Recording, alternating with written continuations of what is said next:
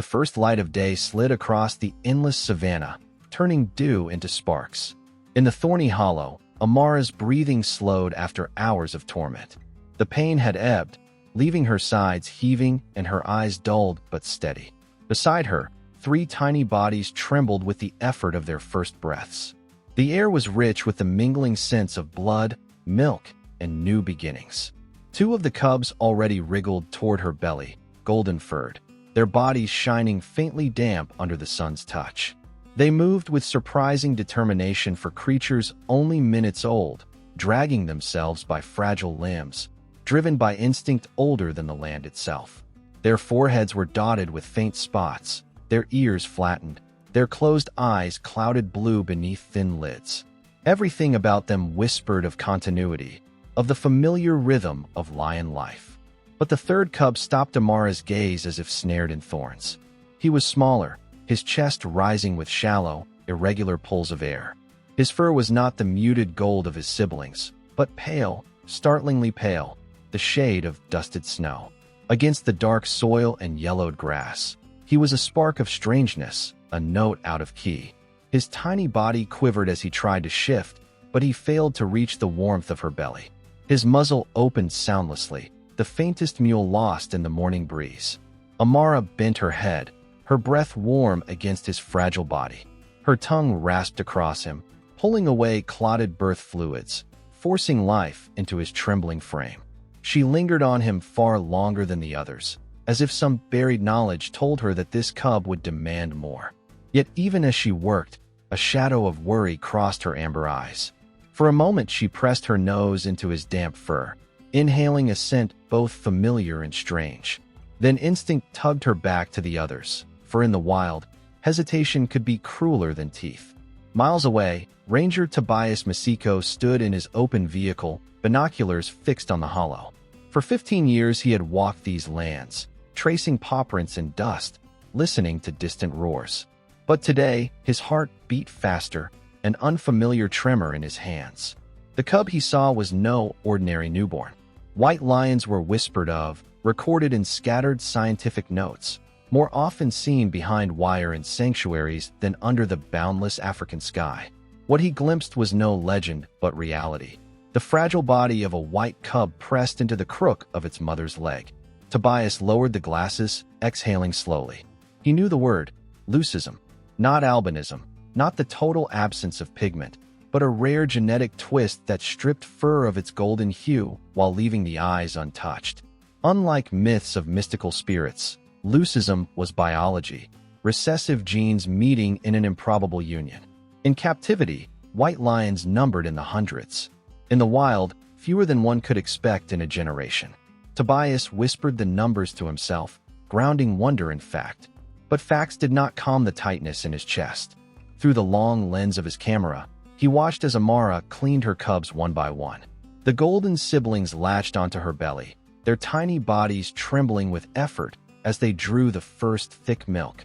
The white cub struggled, mouth opening but failing to find the teat. His siblings jostled and shoved, blind yet determined. He pressed weakly against them, then rolled onto his side, chest fluttering. Tobias recorded every second, his finger pressing shutters in bursts, knowing these images would one day be pored over by scientists half a world away. But in the present, none of that mattered to the cub. All that mattered was survival in the first cruel hours. Tobias scribbled in his weathered notebook, *Day 1. 3 cubs, 2 golden, vigorous, 1 white, smaller, weak. Observed difficulties in nursing. Pride reaction uncertain. He underlined the last words, for movement in the grass signaled approaching shapes. The pride had sensed the change. 5 lionesses, shadows of muscle and fur, padded closer. At their head strode Rana, the oldest, her shoulders broad, her whiskers scarred from years of battle. Behind her came Zima, Amara's sister, and 2 younger females, not yet mothers themselves. The air around them vibrated with curiosity, heavy with unspoken rules. They approached slowly, their noses twitching, the soft huffs of breath carrying questions older than language. Amara raised her head but did not rise. She allowed them close, for this was custom, ritual, the pride meeting its newest blood. Rana bent her great head toward the golden cubs, lips pulling back slightly to reveal teeth, then relaxing as she sniffed. Her rough tongue swept once across a tiny flank, a sign of acknowledgement. Zima followed, lowering her head, her breath puffing warmly across the second golden cub. The others circled, murmurs of growls turning to soft chuffs of welcome. Then their attention shifted. The white cub lay between his siblings, his fur glowing against the dirt. Rana stopped short, ears flicking flat. Her eyes narrowed, nostrils flaring. A low vibration rumbled in her throat, not a roar, but something colder. Zima hesitated, then pulled back, lips lifting in a small warning snarl before retreating a step. The younger lionesses exchanged uneasy glances, tails twitching in agitation. The air soured with tension. To them, difference smelled dangerous: disease, weakness, or curse. Amara shifted, her body curling subtly over the white cub. Her growl was quiet but unmistakable. Mine. The message was clear even without words. Yet the hesitation of her sisters, their unspoken rejection, pressed heavily around her. The golden cubs squirmed, oblivious, mouths latched to life itself. The white one lay still, caught between belonging and exile before his eyes had even opened. From his vehicle, Tobias clicked the shutter again and again. Each frame captured not only a rare genetic marvel, but a story already beginning to fracture. He felt excitement, for science would marvel at these pictures. But beneath it, worry not. He knew too well that the savannah was not kind to those who stood apart. The white cub had entered a world where camouflage was life, and his coat blazed like a beacon. His survival would not be written in wonder, but in struggle. As the sun climbed, Amara shifted her cubs, nudging them toward a shallow cave hidden in rock. She paused, waiting for the weakest to crawl, returning to nudge him forward again and again. Behind her, the pride dispersed slowly, their murmurs still carrying unease. Tobias closed his notebook, the words stark against the page: uncertain future. The day ended with the cubs nestled close, their small bodies pressed against their mother's warmth. For a moment, silence held, a fragile peace, as if love could shield difference. But Tobias, watching from afar, knew this was only the beginning. Nature was not sentimental, and the cub whose fur shone white in the fading light would soon test the boundaries of both instinct and compassion. The days that followed stretched into the fragile weeks of survival, each sunrise layering strength onto the golden cubs while exposing the weakness of their pale sibling. Amara nursed them all, her body offering warmth and nourishment, but the contest for her milk was merciless. The two golden brothers rooted and shoved with surprising force, their small muzzles locking firmly, their tails twitching with satisfaction as they fed. The white cub, always slower, often arrived last. His tiny jaws slipped, his paws scrabbled desperately, but more often than not he was pushed aside, left with what remained.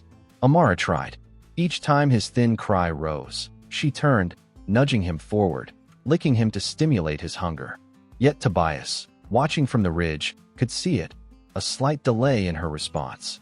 Not neglect, not cruelty, but instinct, the subconscious weighing of survival odds. Nature urged her to invest in the strong, those with the best chance to carry her blood into another season. By the end of the second week, the difference in size was clear. Tobias's notes filled with precise numbers. Asterisk day 10. White cub weighs 1.2 kilograms. Golden siblings approximately 1.5 kilograms each. Nearly 25% difference. Asterisk his pen underlined the words, the margin marked with questions. Asterisk will he catch up? Or fall further behind? Asterisk. The golden cubs grew bold, stumbling into clumsy play. They batted at each other with oversized paws, pounced on invisible prey, and wrestled until their tiny roars cracked through the grass. Each mock battle taught them balance, reflexes, and confidence. The white cub tried to join, but his movements lacked power. He lunged and fell, pawed the air only to be rolled onto his back. After a while he lingered at the edge, watching instead of participating, his blue eyes tracking his brothers with a longing that Tobias could almost feel through the glass of his binoculars. In lion prides, young are rarely raised by one mother alone. Other females share the burden, a practice called alamothering. It strengthens bonds, teaches patience, and gives cubs more chances to thrive. But when the white cub tottered toward Rana, the oldest and most experienced lioness, she stiffened. Her nose wrinkled, ears pinned back, and with a low growl she moved away. Zima reacted similarly, brushing her tail sharply across his face before walking off. Even the younger females, usually playful, avoided him.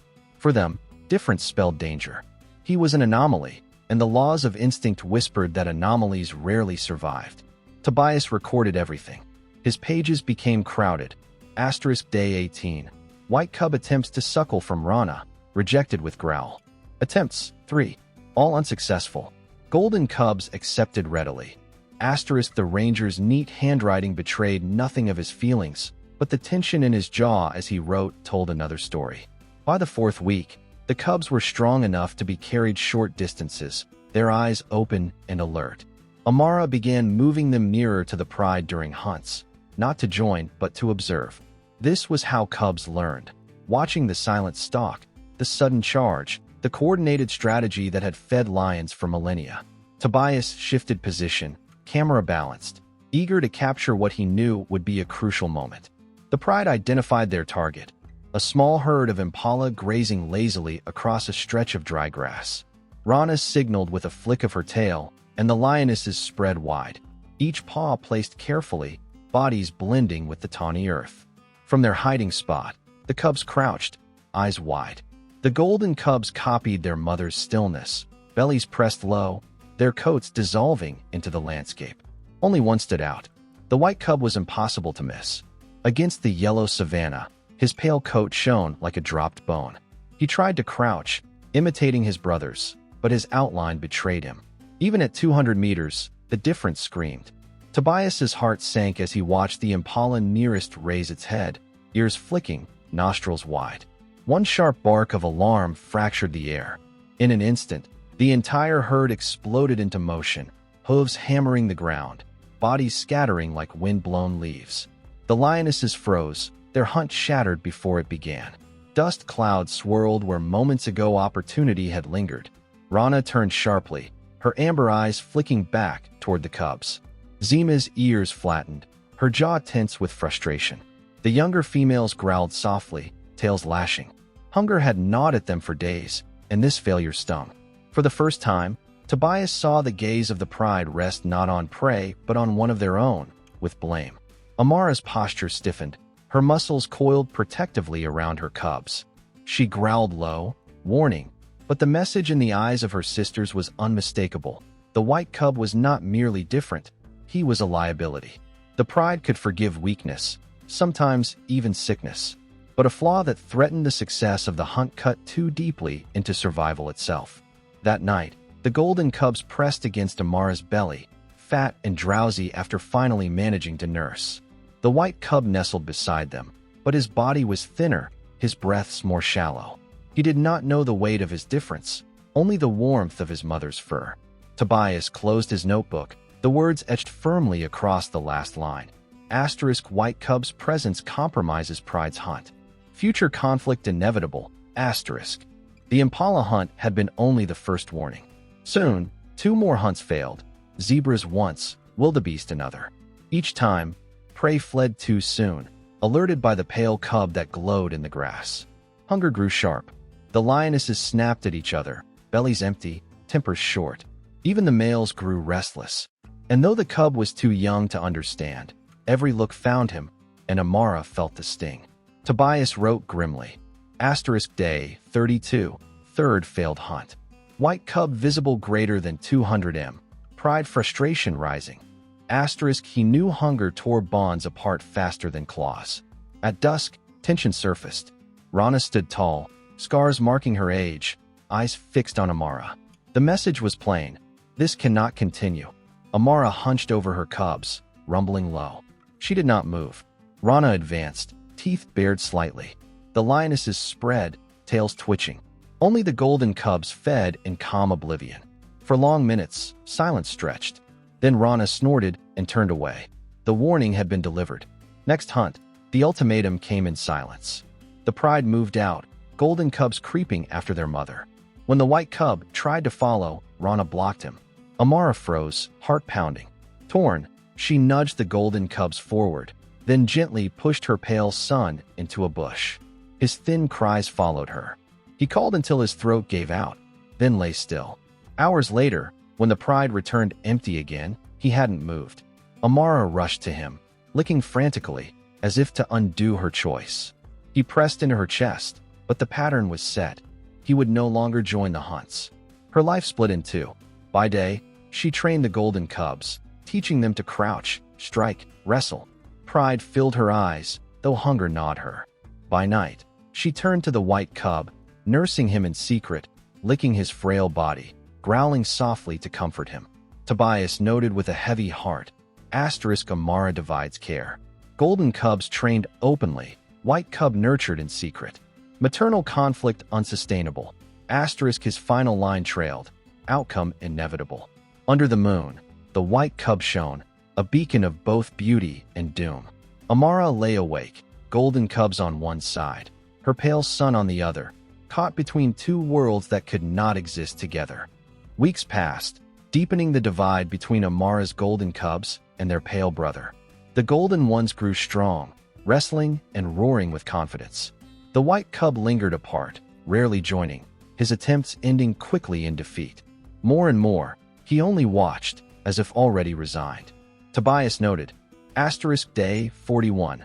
White cub plays twice, retreats both times. Mostly observes. Signs of learned helplessness. Illness soon struck. The cub weakened, fever glazing his eyes. Amara stayed beside him all day, licking, nudging him toward milk, her body shielding him. The pride avoided them entirely. Rana circled from a distance, eyes hard. Even Zima shifted the golden cubs away. Amara's devotion looked like betrayal to a group fighting hunger. By dusk, Tobias wrote, Day 45, Amara isolated. No support. Pride avoids sick cub. Fracture complete. The split was now undeniable. At dawn, Rana approached silently, her stare a wordless ultimatum. Choose. Amara trembled, glancing between her healthy sons and her frail one. After a long pause, she nudged the pale cub awake and led him slowly away. Rana did not follow. The cub stumbled, coughing, pressing against his mother. Amara waited each time, coaxing him on until they reached a shaded acacia. She lowered him gently, brushed his cheek, then stepped back. His thin cries followed as she turned and walked into the grass. He tried to rise, fell, called again, but she did not return. Tobias's hands shook as he wrote, Day 47, Amara abandoned white cub. Final separation. The dawn spread golden, indifferent to the tragedy below. 3 days passed. On the savannah, that was long enough for grass to crisp under the sun, for dust to gather in the hollows of paw prints, for the memory of one cub to begin fading from the pride. Amara had returned to her golden sons, pressing them into the rhythm of hunts and survival. The pride, relieved of its burden, moved with sharper focus, bellies once again filling with fresh meat. But far from their path, beneath a rock ledge where shadows clung longer than the morning chill, a thin white figure clung to life. Tobias found him there. He had not gone searching at first, telling himself it was not his place. But on the third morning, a nagging weight pulled him toward the ridge. His binoculars scanned the valley, following the faintest trail until he saw it. A small, unmoving body curled tight in the meager shade. He drove closer, dust rising behind his vehicle, each turn of the wheel twisting his gut. When he stepped out, the silence was absolute save for the faint rattle of breath. The cub lay stretched on his side, ribs visible beneath the pale fur. His once bright coat was soiled with dirt, dulled by weakness. His flank rose and fell in shallow jerks, each breath a battle. His blue eyes, half-lidded, blinked sluggishly against the light. When Tobias knelt, the cub stirred, trying to lift his head. It wavered, then dropped back onto the stone. A faint mewl escaped his throat, a sound not of defiance, but of desperate appeal. It was not the roar of a predator, only the cry of something unwilling to let go. Tobias swallowed hard, his throat dry. He had seen death countless times, had accepted nature's law as both cruel and necessary. Predators culling the weak, mothers abandoning sickly offspring. It was the rhythm that kept the ecosystem alive. But this cub was different. Not just because of his rare coat, but because Tobias knew too well the ways humans had bent nature. Fires, fences, shrinking habitats. The world into which this cub was born was not the same one that had shaped lions for millennia. And so the question twisted inside him. Was letting the cub die truly natural anymore? Or was it abdication of responsibility? He scribbled in his notebook with hands that shook. Day 50. White cub alive, but severely weakened. Condition critical. Without intervention, unlikely to survive the night. He paused, staring at the words until they blurred. Then he wrote again. Question. When does observation become neglect? He looked down at the cub, who blinked back at him with startling clarity. In those dimming blue eyes, Tobias saw not disease or weakness, but sheer will. The cub's body betrayed him, but his gaze pleaded, fought, insisted. I want to live. Tobias felt his chest tighten. He thought of the numbers. Lions reduced from 200,000 to scarcely over 20,000 in a century. Every cub mattered now, not just for pride or territory, but for survival of a species on the edge. And this one, white as dawn, could be more than a statistic. He could be a symbol, yet symbols did not feed in the wild. A white coat made him visible to prey and predator alike. Even if Tobias carried him to safety, he would never thrive as a hunter. He would live behind fences, watched and cared for by humans, a lion but not truly wild. Was that mercy, or was it theft of what little destiny he might have had? The cub stirred again, shifting feebly. Tobias extended his hand, stopping short of contact. The heat of the little body radiated faintly, fragile against the cool stone. He could lift him now, carry him to the vehicle, deliver him to veterinarians who would fight for his life. He could walk away, leave him to the quiet end that nature had written for countless others before him. Either choice felt wrong.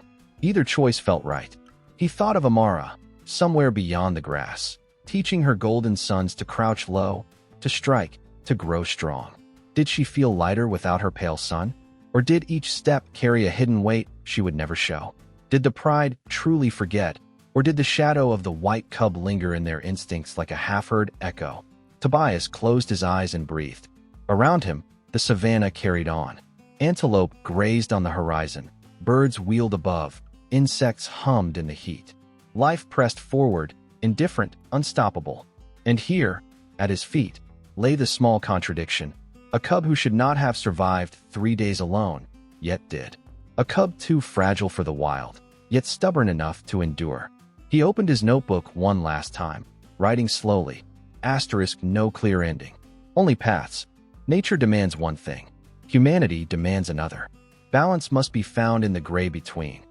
He set the pen down and looked at the cub. The little lion's eyes held his, not wild, not tame, but full of a fierce demand to exist. Tobias reached toward him, his hand hovering above the fragile body, caught between action and restraint. In that suspended moment, no sound but breath and heartbeat filled the air.